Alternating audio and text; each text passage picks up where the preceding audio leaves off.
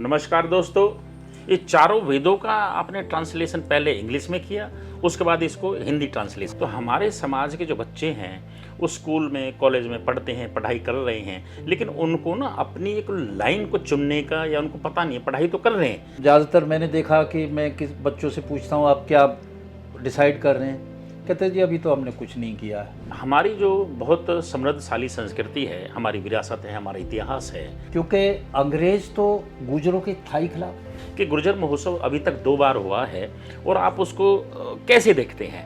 अंग्रेजों के लिए तो सुभाष चंद्र बोस भी क्रिमिनल थे। कि सभी गुर्जरों की जो गांव को उनको जब्त किया गया, सड़क पे जा रहा है, झगड़ा हो गया किसी गुर्जर का किसी अन्य से, एक गांव से दूसरे गांव शिफ्ट होते रहते थे गुर्जर, अंग्रेज पीछे पीछे रहता था। ये आज़ादी के बाद में और एक भेदभाव वाली बात है। जैसे ही रिटायर होते हैं तो फिर ये समाज सेवा के लिए आते हैं या पॉलिटिक्स में आते हैं। आधी से अधिक जमीन तो इन्होंने फ्री में ली है कि हम एनसीआर वाले मुआवजे पे ऐश उड़ा रहे हैं या बड़ी बड़ी गाड़ी ले रहे हैं या ये बदमाशी का शौक रखते हैं।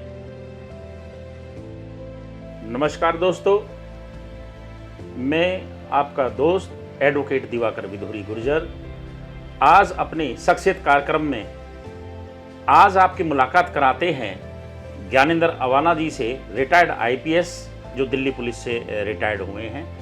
आज एक ऐसी शख्सियत आपके सामने है जो सिविल सर्विसेज में होने के बावजूद एक ऐसा ही अचीवमेंट हुई है उनका कि उन्होंने वेदों का जो ट्रांसलेशन है वो सरल हिंदी में किया है। उसके साथ वो समाज सेवा में बड़े अग्रणीय हैं और आपके सामने हैं। आज आप मुलाकात कराता हूँ जी अवाना साहब, आप अपना परिचय देंगे साहब? नमस्कार दिवाकर जी, बड़ा अच्छा लगा कि आपने एक ये बड़ा अच्छा कार्यक्रम शुरू किया और जो लोग हैं उनकी अचीवमेंट लोगों को बता के उनको प्रोत्साहन उनका बढ़ा के ये एक अच्छा परहित का कार्य है जी। तो आपने मुझे कहा, मेरा जो परिचय ये है कि मेरा गांव जो है नोएडा का पहला गांव है, हरौला गांव है, और मेरी शिक्षा दीक्षा दिल्ली विश्वविद्यालय में हुई और वहाँ से जो मैंने शुरुआत में एमए इकोनॉमिक्स किया और इसके बाद में 5-6 और मास्टर डिग्री की और एलएलबी भी किया, एलएलएम किया और आजकल मैं भी प्रैक्टिसिंग एडवोकेट हूँ और ज़्यादातर प्रो बोनो केस करता हूँ, यानी कि फीस नहीं लेता। यस। और इसके अलावा भी मैंने कई पुस्तकें लिखी हैं और ये जो वेद है जिसकी आप बात कह रहे हैं, जो मेरा भाष्य है, ये मूल रूप से अंग्रेजी में ट्रांसलेशन किया और फिर बाद में इसकी अंग्रेजी से हिंदी भी हिंदी तो अब जो आपको ये मिलेगा तो ये हिंदी और अंग्रेजी जी दोनों में। ये चारों वेदों का आपने ट्रांसलेशन पहले इंग्लिश में किया, उसके बाद इसको हिंदी ट्रांसलेशन किया है जी। दोनों का किया। और आपको मैं बताऊं कि इसकी जो प्रोसीड है जी, मैं उसका भी एक पैसा नहीं लेता हूं। अरे वाह। और अमेज़ॉन पे ये चारों वेद अगर किंडल एडिशन में कहें जी तो 99 रुपये में, जो कि उनकी अपनी कॉस्ट है जी। चारों वेद आपको 99 रुपये में अमेज़ॉन पे किंडल में मिल जाएंगे। दूसरी बात, इसके अलावा अपने जो लोग हैं, जो अपनी बिरादरी है जी वकीलों की, उसके लिए जैसा आपको पता है कि 3 नए कानून 1 जुलाई से लागू होने जा रहे हैं जी। तो उनके लिए भी मैं वीडियो बनाता हूं और एक मैं छोटा सा चैनल भी चलाता हूं जिसका नाम GSA पोस्ट है और उस पर जो जानकारी होती है वो यही है कि जो नया और पुराना कानून तो उनके अवेयरनेस के लिए जो विशेषकर हमारे अधिवक्ता जो भाई हैं उनके लिए उनके लिए भी, पुलिस के लिए भी, आम आदमी के लिए, यस, आम आदमी के लिए भी। और रिटायर हूँ तो मेरा प्रयास रहता है कि अपने लोगों के लिए कुछ ना कुछ गतिविधि करता रहूं। सर, यहाँ मैं आपको एक क्वेश्चन है मेरे दिमाग में आ रहा है कि आप दिल्ली पुलिस का एक जो हमारे देश की बड़ी प्रतिष्ठित और बहुत अच्छी दिल्ली पुलिस है, उसके आप हिस्से रहे हैं। ऐसी सर्विसेज में रहने के बाद आप आईपीएस रिटायर्ड हैं, तो वहाँ आपको ये विचार कैसे आया कि मैंने इन वेदों का इंग्लिश ट्रांसलेशन करना है, उसके बाद हिंदी का, और फिर इसका पब्लिकेशन भी कराया। और मैं देखता हूँ कि आप इसे अभी मुझे भी जब आया तो मुझे आपने इसकी फ्री ऑफ कॉस्ट प्रतियां दी है। तो ये दिमाग, ये आपको विचार कैसे आया कि मैंने वेदों का, जो हमारे, जिसको हम केवल नाम भर जानते हैं, इनमें क्या लिखा है, क्योंकि वो सरल भाषा में है नहीं, तो विचार कैसे आया? इसका विचार दिवाकर जी, मुझे बहुत बचपन से था। जब मैं बचपन में था तो मैंने जाने अनजाने सत्यार्थ प्रकाश में ये पढ़ाई गई, और स्वामी दयानंद सरस्वती की, और उसकी छाप मेरी जीवन पर हमेशा रही। उसका एक सबसे बड़ा फ़ायदा तो ये रहा, ऐसे विभाग में रहते हुए जो सभी की आलोचना का बिंदु होता है, पुलिस विभाग से रहता है, और इसके सत्यार्थ प्रकाश की चीज़ें आप आचरण में ले आना, पुलिस विभाग में रहते हो तो लगता है, और फिर आपने उसको एग्जीक्यूट भी किया है, क्योंकि स्वामी जी ने भी जी, ये तो मुझे लगा कि ये दुनिया का सर्वश्रेष्ठ ज्ञान है वेद जी, और मैं जो वेद हैं उनका सरल भाषा में अनुवाद करूं, क्योंकि है क्या कि जितनी आप सरल किसी चीज़ को बनाएंगे तो उतनी उसकी पहुंच बढ़ जाएगी और ज़्यादा लोगों तक उसका फैलाव होगा, और जितना उसको क्लिष्ट करेंगे उतना उसका संकुचन होगा। तो पहले 3 साल मैंने संस्कृत सीखी, मेरी भाषा तो थी नहीं। जी जी जी, हाँ, सारी शिक्षा दीक्षा तो अंग्रेजी में की थी। तो पहले 3-4 साल मैंने संस्कृत सीखी, और फिर उसके बाद 15 साल लगाए मैंने इसका अनुवाद करने। बहुत अध्ययन किया साहब। हाँ, उसमें लगा रहा, क्योंकि मैं चाहता था और मुझे अच्छा भी लगा कि ये लोगों के पास पहुंचना चाहिए। महर्षि दयानंद की कृपा है कि मैं ये सब कर पाया।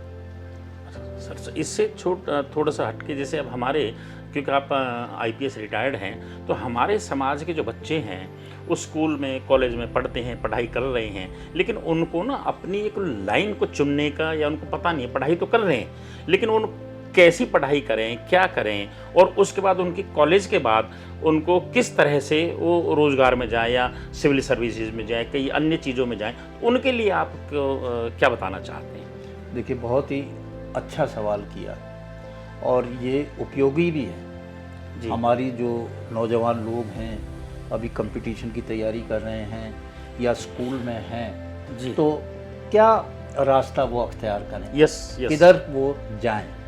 पहली बात तो मैं अपने अनुभव से ये बताता हूँ कि अपनी रास्ता तय कर ले, अपना रास्ता तय कर ले कि मैंने जीवन में बनना क्या है। ये स्कूलिंग में ही तय हो जाना चाहिए। अच्छा अच्छा। अभी जो ज़्यादातर मैंने देखा कि मैं किस बच्चों से पूछता हूँ आप क्या डिसाइड कर रहे हैं, कहते जी अभी तो हमने कुछ नहीं किया है, जो बनना है बन जाएंगे, जहाँ नौकरी मिल जाएगी जी वहाँ चले जाएंगे जी। पर ऐसा नहीं है, और पढ़ना केवल नौकरी के लिए नहीं। अच्छा, हर क्षेत्र में अगर आप कुछ करना चाहते हैं जी जी, मैं तो ये कहता हूँ कि अगर आप व्यापार करना चाहते हैं, आप कुछ बिना पढ़ाई के कुछ नहीं, आप जितना उसको अच्छा करेंगे, जितना आप सीखेंगे, जितनी आपकी नॉलेज होगी, आप उस अपने क्षेत्र में उतनी तरक्की करेंगे। आज कोई भी क्षेत्र हो, उसमें पढ़ाई की अत्यंत आवश्यकता है। पढ़ाई केवल नौकरी के लिए नहीं जी। फिर आप ये तय कर लें कि आपका इंटरेस्ट किस में है। और मैं तो जो माता पिता हैं उनको अपनी तरफ से एक निवेदन करना चाहूँगा कि आप बच्चे का इंटरेस्ट देखें, उसको किस में इंटरेस्ट है। ज़्यादातर माता पिता का ये जोर होता है कि नहीं भाई हम तो साइंस ही पढ़ाएंगे, हम तो मैथमेटिक्स ही पढ़ाएंगे, और उस बच्चे का मन होता नहीं है, उसको इतना प्रेशराइज कर देते हैं। उसका किसी और क्षेत्र में है, खेल कूद में भी आजकल बहुत अवसर हैं, और ड्राइंग पेंटिंग और पेंटिंग में भी है, जी। म्यूजिक में भी है, यस। और कोई हिस्टोरियन बनना चाहता है, कोई एंथ्रोपोलॉजिस्ट बनना जी, चाहता है, बिल्कुल, कोई बिल्कुल। साइकोलॉजिस्ट बनना चाहता है। तो इतनी सारी चीज़ें हैं, कोई वकील भी बनना चाहता है, बहुत हैं। हमारे यहाँ भी हैं कम्युनिटी से बड़े अच्छे अच्छे, आपको पता है, अधिवक्ता जी, हैं, बहुत बेहतरीन और है। बहुत बेहतरीन यस, हैं। यस, तो उसके ऊपर दबाव ना डालें बच्चे के ऊपर, ठीक है। उसका इंटरेस्ट देखें और उसमें सहयोग करें। अच्छा, और डिग्री जो है वो कोई बड़ी बात नहीं है कि डिग्री लेना जरूरी है। देखिए, शिक्षित और अक्षर ज्ञान दोनों में फर्क है। ठीक है। डिग्री जो है आपको अक्षर ज्ञान देती है, शिक्षित नहीं करती। शिक्षित नहीं करती। Yes, yes. तो हमें जरूरी है कि वो शिक्षित हो, और फिर आगे जाके जो जीवन की असली लड़ाई शुरू होगी, उस लड़ाई में वो विजेता बन के निकले। और वो जब होगा जब उसके इंटरेस्ट को पहचानेंगे और उसमें हम सब लोग सहयोग करेंगे। सर, मेरा आपसे एक क्वेश्चन और है कि हमारी जो बहुत समृद्धशाली संस्कृति है, हमारी विरासत है, हमारा इतिहास है, आजकल उसका बहुत है भी बच्चों में सोशल मीडिया पे चलता है, काफ़ी चलता है। आप उनके बारे में, क्योंकि हम किसी भी चीज़ को एक फॉलो करते हैं, किसी से देख लिया उसने झूठ लिखा है, सच लिखा, अब उस जो हमारा समृद्धशाली इतिहास है या विरासत है, उसको सही तरीके से, जो सही है, सच है, उसको आम पब्लिक तक कैसे जाए, उसका क्या माध्यम है और कैसे उसका तरीका क्या है? बहुत ही अच्छा सवाल, और ऐसा सवाल कि जिसके परिणाम भी अच्छे निकलेंगे। जी, बिल्कुल आपने सही कहा। मेरे अंदर भी एक पीड़ा है। मैंने देखा कि हमारी अपनी कम्युनिटी के ऐसे ऐसे विद्वान, ऐसे ऐसे क्रांतिकारी और ऐसे ऐसे अचीवर हुए हैं, पर आज आज़ादी के इतने वर्षों बाद भी हम उनका परिचय, उन्होंने क्या कुछ किया, अपने लोगों तक पहुंचा नहीं पा रहे। Yes, yes. ये पीड़ा है, क्योंकि अंग्रेज तो गुजरों के थे ही खिलाफ, बिल्कुल जी। तो वो क्यों तो इसकी विरासत को पनपने देता, क्यों किसी बुद्धिमान व्यक्ति को आगे आने देता। तो अगर आप देखें हमारा इतिहास, और बहुत अच्छा काम हो रहा है इतिहास में, हमारे जो कई विद्वान लगे हुए हैं, तो उन्होंने जो उभारा है और जो बिट एंड पीसेस में लाके कलेक्ट करके जो कहा है, तो उसमें कई मायनों में तो ऐसा लगता है कि कोई कसर अंग्रेजों ने छोड़ी। जैसे अगर मैं उदाहरण लूँ 1857 के विद्रोह में धन सिंह कोतवाल का, जी, कहाँ छोड़ा धन सिंह कोतवाल को, उसको बिल्कुल ख़त्म कर दिया। विजय सिंह पथिक जी का रोल बिल्कुल ना के बराबर कर दिया। कहीं रिटर्न में। और ये तो कुछ नाम है जो हम तक पहुंचे हैं। जी, कितने ही अनसंग हीरो हैं जिनका नाम नहीं है, वो नहीं है, काम हुआ है। मैंने खुद, आप भी थे, सेमिनार था एक, उसमें मैंने देखा, और एक बड़े विद्वान हैं वो डॉक्टर राकेश राणा जी। हाँ, डॉक्टर राकेश राणा ने काफ़ी, और उनके साथ एक पूरी टीम है जिन्होंने बड़ा काम किया है जी, और वेल रिसर्च्ड है। Yes, yes. उनके पास डॉक्यूमेंट है, ऑथेंटिक डॉक्यूमेंट्स हैं। ये है। अब जो आपका प्रश्न है कि अब काम तो विद्वानों ने कर दिया, भाई ये आम जन तक कैसे जाए, बड़ा वैलिड है। तो एक तो मैं ये कहूँगा आपसे, आपके प्रयास तो रहते ही हैं कि आप गुर्जर महोत्सव करते हैं जी, और गुर्जर महोत्सव में इस चीज़ को एक अलग से सेगमेंट बना के सेमिनार करके ऐसे विद्वानों को आगे लेकर आया जाए। अच्छा सुझाव है आपका साहब। हाँ, दूसरी बात, हम बड़ी मोटी मोटी किताबें ना लिखें जी। छोटे छोटे लीफलेट हर एक ऐसी पर्सनालिटी के ऊपर तैयार करें। तीसरी बात, जो हमारा सोशल मीडिया है उस पे डेडिकेटेड चैनल हो। अच्छा। चैनल हो यूट्यूब के ऊपर, उसके ऊपर जिस पे इन विद्वानों की बातचीत हो उसी विषय पे, और वो बताएं तो ऑडियो और विजुअल के जरिए उन चीज़ों को सिंप्लीफाई करें। जहाँ भी हम किसी भी गैदरिंग में जाते हैं उस गैदरिंग में इन चीज़ों को ज़रूर बताएं, क्योंकि आज चाहे फेसबुक है, चाहे यूट्यूब है, चाहे व्हाट्सएप है, चाहे और इस तरह का इलेक्ट्रॉनिक का सोशल मीडिया है, उसके ज़रिए हम हर एक उस तक पहुंच सकते हैं। और जो भी हम उत्सव करें उसमें इन चीज़ों को करें, अलग से सेमिनार करें। अब ज़रूरत ये है कि इन लोगों ने काम कर दिया, ये हमारी ड्यूटी है कि अब इसको आम लोगों तक, इतना बढ़िया काम ये लोग कर रहे हैं, इसको हम पहुंचाएं। सर यही एक इससे जुड़ा हुआ एक, जब आपने गुर्जर महोत्सव का नाम आया तो उसी से जुड़ा एक क्वेश्चन भी है कि गुर्जर महोत्सव अभी तक 2 बार हुआ है, और आप उसको कैसे देखते हैं? उसकी जो अचीवमेंट है या जो उसकी अभी तक की थीम है, तो उसको आम पब्लिक और आपने अब तक उसको क्या विजुलाइज किया है? मैं अगर एक सेंटेंस में कहूँ जी, गुर्जर महोत्सव उस उत्सव का नाम है जो गुर्जरों को उसकी खोई हुई प्रतिष्ठा को वापस दिला रहा है।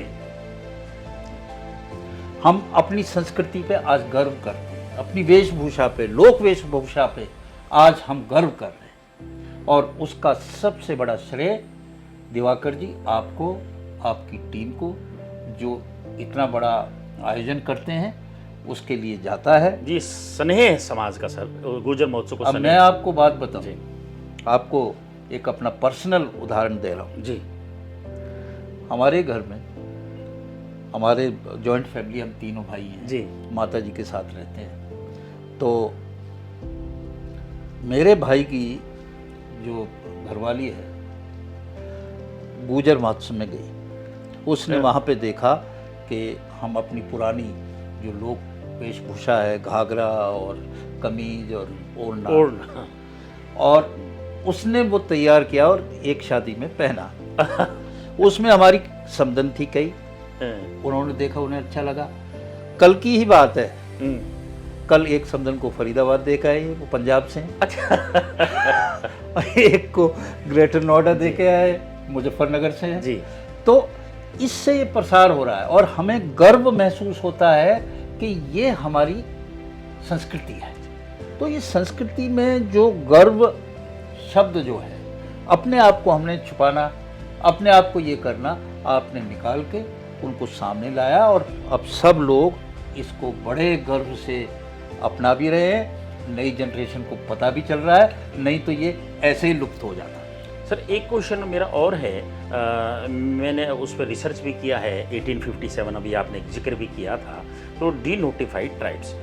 अभी मुझे ये भी पता है कि जब आप यहाँ दिल्ली पुलिस में थे, IPS जब लगे थे, तो शायद 1996 तक वो रिकॉर्ड मेंटेन किया जाता था क्रिमिनल ट्राइब्स का, और यूपी में तो बहुत अब तक किया गया है, अभी 2012 में उसका समाप्त किया गया है।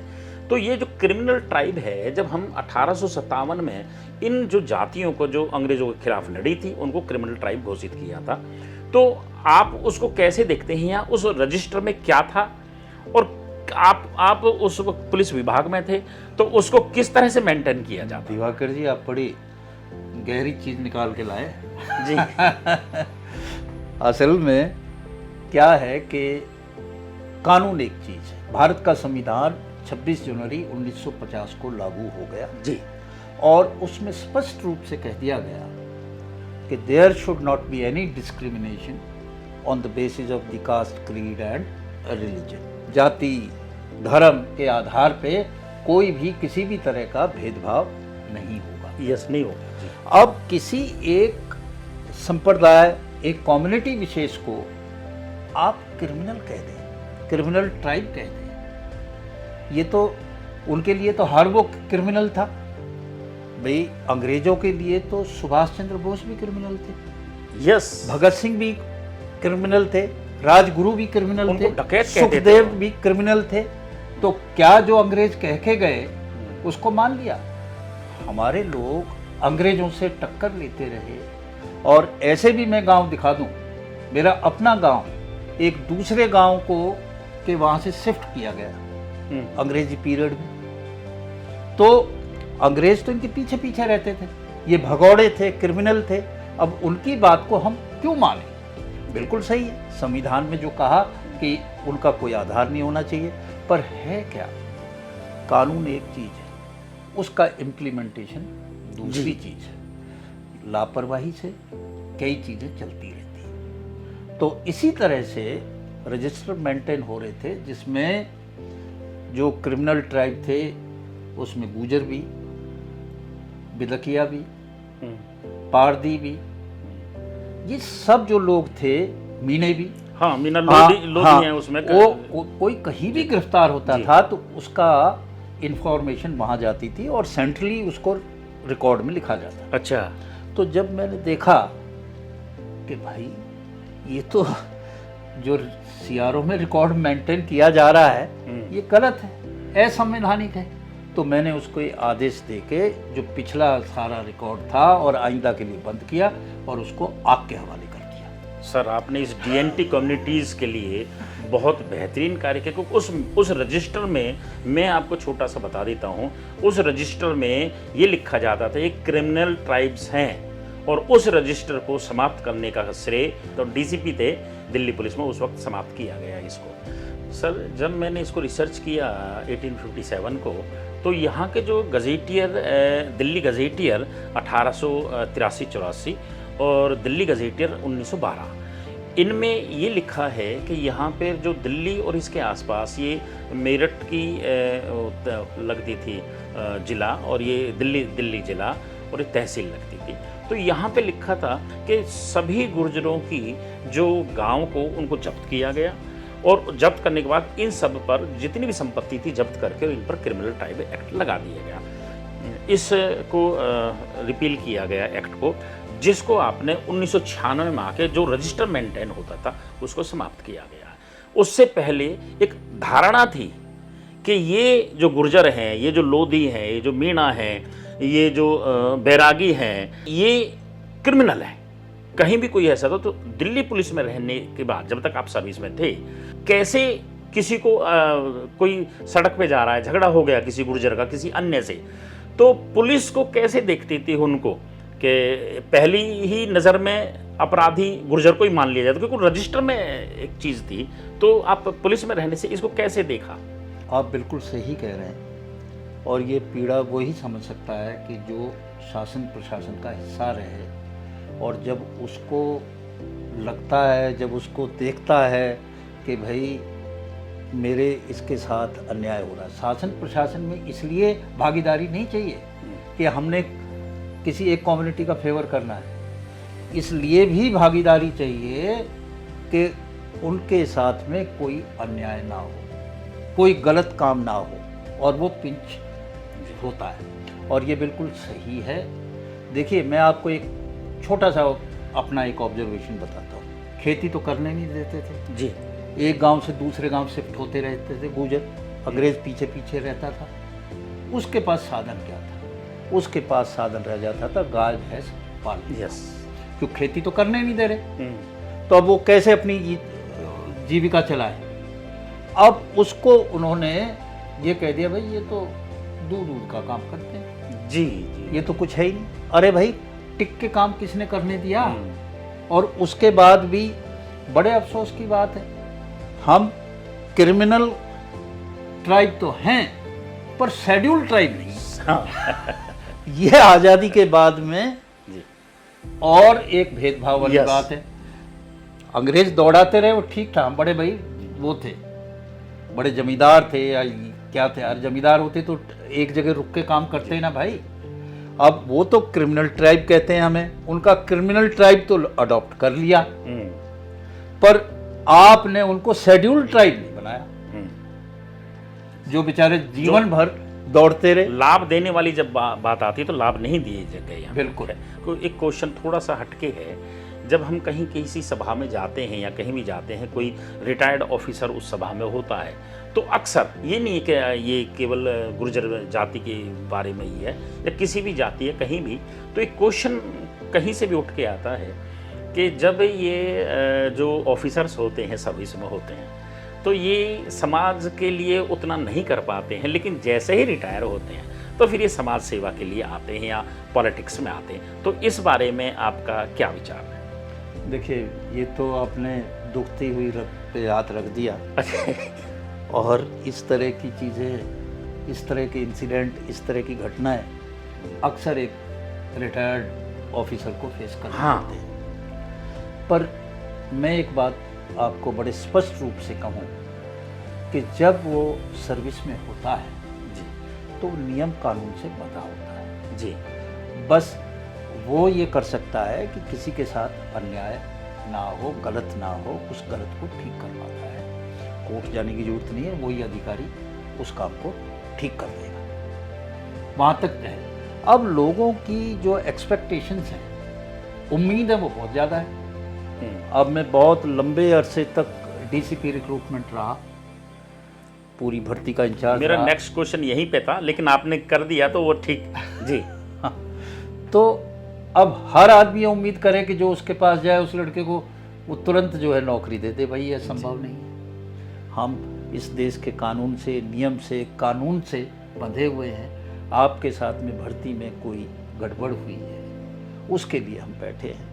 आपको हम गाइड भी कर सकते हैं कि किस तरह से आप तैयारी करें, कैसे कंपटीशंस में आगे आएँ, क्या किस तरह से करने से वो अच्छे कंपटीशंस क्लियर कर सकते हैं। तो एक दायरा सीमित है। लोगों को लगता है कि अब रिटायर हो गए तो अब ये आके ये बातें कह रहे हैं। भाई देखो, उस वक्त बंधे भी थे हम, ये बातें आपके मंच से नहीं बोल सकते थे। नहीं, लेकिन मैं जानता हूँ। हाँ। जब आप रिक्रूटमेंट थे तो कुछ ऐसे भी केसेस हैं कि जहाँ आपने जो होना था लेकिन कोई गलती है तो उनको वहाँ पे आपने फिर से लगवाया उनको। ये मैं पर्सनली भी जानता हूँ, लेकिन हम यहाँ इस तरह से नहीं करेंगे। और बस मेरा क्वेश्चन वही था। दूसरा सर, एक क्वेश्चन मेरा और है, समाज के बारे में आपका संदेश क्या? आज की जो युवा पीढ़ी है, वो युवा पीढ़ी आजकल एक जो इस तरह के गलत जैसे शिक्षा की तरफ ना जाके ना, हमारी एक कुछ लोगों ने भी हमारी ऐसी छवि बना दी, या हमारे कुछ चंद बच्चों ने ऐसी छवि बनाई है कि हम एनसीआर वाले मुआवजे पे ऐश उड़ा रहे हैं, या बड़ी बड़ी गाड़ी ले रहे हैं, या ये बदमाशी का शौक़ रखते हैं। हालांकि ऐसा कहीं कुछ नहीं है, बड़ी मेहनत से, क्योंकि आप भी एक ऐसे गांव से गए और आप आईपीएस रिटायर हुए हैं। तो लेकिन कुछ लोगों ने, हमारे भी कुछ ऐसे बच्चों ने या कोई आम पब्लिक ने भी हमारे बारे में जो धारणा बनाई है, तो उसके बारे में आप हमारे समाज को क्या संदेश देना चाहते हैं? देखिए, पहली बात तो ये कि जो भी ज़मीन जाती है और उसका मुआवजा मिलता है, उसने अपनी संपत्ति बेची है, उसे कोई बिजनेस में कोई फ़ायदा नहीं हुआ है। बिल्कुल सही। और वो संपत्ति भेजी है जिसके ऊपर उसका पूरा जीवन आधारित था, उसकी जीविका चलती थी। अब सरकार ने तो ये समझा कि हमने आपको चंद जो है रुपया दे दिए और अब इस रुपए से ये अगले दिन ही इंडस्ट्रियलिस्ट बन जाएगा। अरे भाई, जिसके 3-3, 4-4 पीढ़ी किसी इंडस्ट्री में हैं, वो फेल हो जाते हैं। ये किसान बेचारा कहाँ का इंडस्ट्री खोलेगा? बिल्कुल जी, बिल्कुल। पहली बात तो ये। अब दूसरा, उसका तो पैसा बेचारे का चला जाएगा, पैसा चला जाएगा। एक जो बात और मैं कहता हूँ, एक और भेदभाव है। जैसे नोएडा का उदाहरण लें। नोएडा में कोई भी संपत्ति ऐसी नहीं है कि जो हमेशा के लिए नोएडा अथॉरिटी देती हो प्लॉट को या किसी इंडस्ट्री प्लॉट को। वो 90 साल का पट्टा होता है, लीज होता है। यस जी। आप तो बेच रहे हो 90 साल के पट्टे पे हैं। आपने किसान की जमीन 90 साल के पट्टे पे क्यों नहीं ली? और उसको हर साल कुछ, जैसे आप लीज का लेते हो, लीज रेंट लेते हो, उसमें से कुछ हिस्सा उसको भी देते रहे जिसकी असल जमीन है। बिल्कुल तो सही। उसकी जीविका चलती रहे। यस है, क्यों नहीं किया आपने ऐसे? और बवंडर मचा दिया। गांव में होगी किसी के पास 2 अच्छी गाड़ी, 100 आदमी ऐसे जिनको बेचारों को खाना खाने के लिए अनाज भी नहीं है, कुछ 100 में से 2 के पास गाड़ी है, और दिखा ऐसे रहे कि साहब इनके पास तो बहुत कुछ है, इनके पास तो बहुत कुछ है। अरे भाई कहाँ से होगा, कौन सी इनकी फैक्ट्री चल रही है?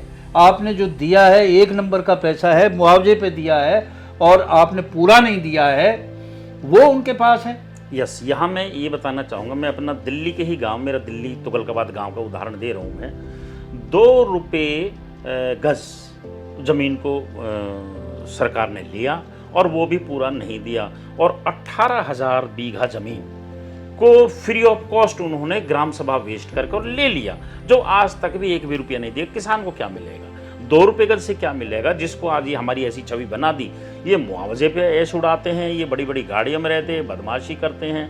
तो ये जो धारणा है, हमारे कुछ बच्चों को भी ऐसा आपने संदेश दिया है, और जो सरकार को भी एक आपने कहा कि भाई आपने दिया नहीं है, अगर आप लीज 90 साल की उनको देते हैं तो इनको किसानों को भी देना चाहिए। ऐसी सभी गाँवों की समस्या है कि वहाँ आधी से अधिक ज़मीन तो इन्होंने फ्री में ली है, 1 भी रुपया नहीं दिया है उसको ग्राम सभा वेस्ट करके। अब ग्राम सभा की जो जमीन है उस पे गांव वासियों का अधिकार है या सरकार का अधिकार? उसको भी सरकार ले लेती है। उसका आपने जमीन ली तो आपने उसका पैसा कैसे रख दिया जी? वो तो पैसा वितरित होना चाहिए समान अनुपात में सभी गांव वासियों के लिए। बिल्कुल। एक बात और मैं विशेष कहूँगा दिवाकर जी, एक सिलसिला जारी था और है, किसी एक कम्युनिटी को डिस्क्रेडिट करने के लिए, डिमीन करने के लिए एक सिलसिला जारी है। 4 आदमी पकड़े गए, राम, श्याम,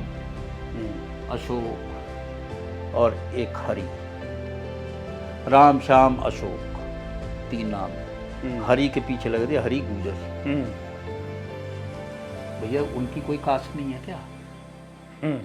आप एक जाति को टारगेट करके आप अच्छा काम करें तो जाति को जोड़ते नहीं, और कहीं कोई एक आध पकड़ा जाए, कोई गलती हो जाए तो वहाँ। यस। हाँ, और मैं एक आपको बात बता दूं, आंकड़े देख ले आप, मेरा चैलेंज है, और उसमें इस जाति का अनुपात इसकी जनसंख्या के आधार पर निकाल लें, ये सबसे कम है, और बदनामी सबसे ज़्यादा है। तो क्या ये एक सिलसिलेवार इनको नीचा दिखाने का प्रतिक्रिया नहीं है? मैं तो इसको साजिशन कहता हूं सर, कि साजिशन ऐसा कर रखा है। हाँ। सरकार भी करती है और आम पब्लिक भी करती है। हाँ, तो ये सब चीज़ें आप उठा के, जो गुंडे हैं, बदमाश कोई एक आध हो गया, कोई हो गया, उसको पूरा का पूरा महिमा मंडन कर दिया, दिखा दिया साहब ये।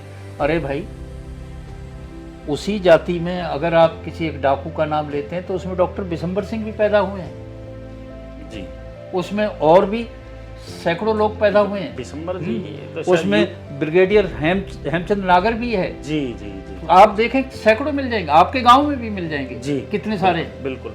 और आपके गांव का तो एक विशेष बात कहना चाहता हूं कि जब देश आज़ाद भी नहीं हुआ, ASI का वो नक्शा निकालते हैं जी जो आज़ादी से 60 साल 70 साल पहले का है, और उसके आधार पर डेमोलिशन करते हैं।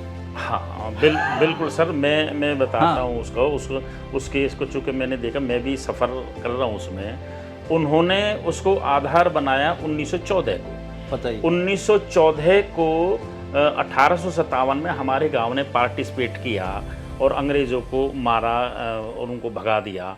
उसकी एवज में सारे गांव की ज़मीन को जब्त कर लिया गया। तुगलकाबादगी को, उस ज़मीन को उस वक्त DC साहब बहादुर लिखा है, तो उसको अंडर ज़मीन होती थी, तो उसको मालिक बना दिया गया।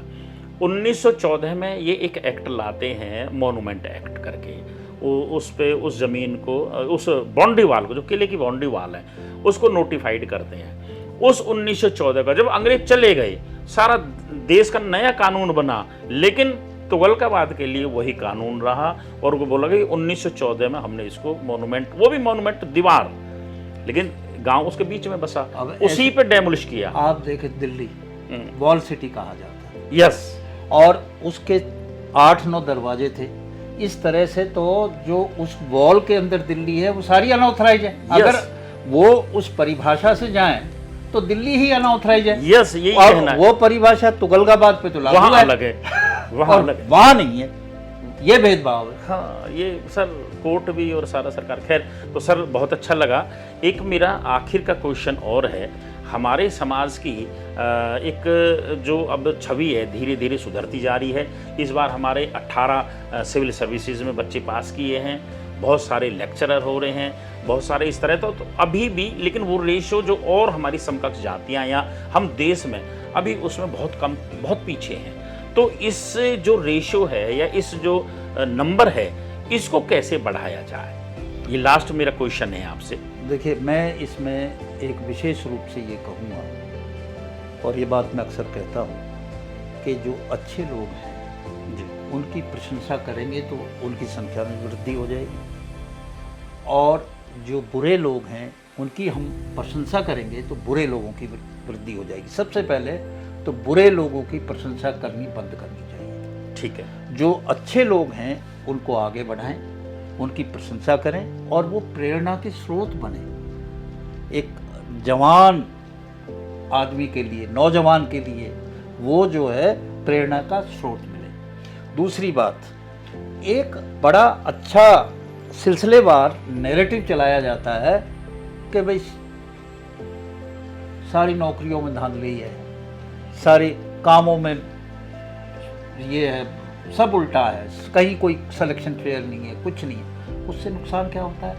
एक बच्चा जो मेहनत करना चाहता है वो मेहनत करता नहीं। अब वो मेहनत करता नहीं कि भाई मैं क्या करूं, उसको एक हताशा का माहौल पैदा करके दिया जाता है, और वो बेचारा तैयारी नहीं करता और वो रह जाता है। तो मेरा सबसे निवेदन है कि भाई आप लोग अपना कर्म करें, अपनी कोई कसर ना छोड़ें। जरूर होगा, सिलेक्शन भी होगा, और आप देख रहे हैं कि सिविल सर्विसेज में भी, और जैसे आपने बताया अभी मैं जानता हूँ एजुकेशन में भी बहुत सारे असिस्टेंट प्रोफेसर पीछे लगे हैं जी, जी। और हर जगह लोग आ रहे हैं। आप अपनी मेहनत करना ना छोड़ें, अपना लक्ष्य बनाएं, और ये जो फालतू की चीज़ हैं इसके लिए पूरा जीवन पड़ा है। सबसे पहले आप अपने आप को इस्टेब्लिश करें। साहब आपका बहुत बहुत धन्यवाद। आज आपने ज्ञानेंद्र अवाना जी को सुना, और ये शख्सियत कार्यक्रम आपके सामने हम और नई शख्सियत को लाते रहेंगे। आप सभी का देखने का बहुत बहुत धन्यवाद। राम राम साहब। आपको, आपके दर्शकों को मेरी भी राम राम, और आपका प्रयास सार्थक हो, ऐसी मैं उस परम पिता परमेश्वर से उम्मीद करता हूँ, आराधना करता हूँ।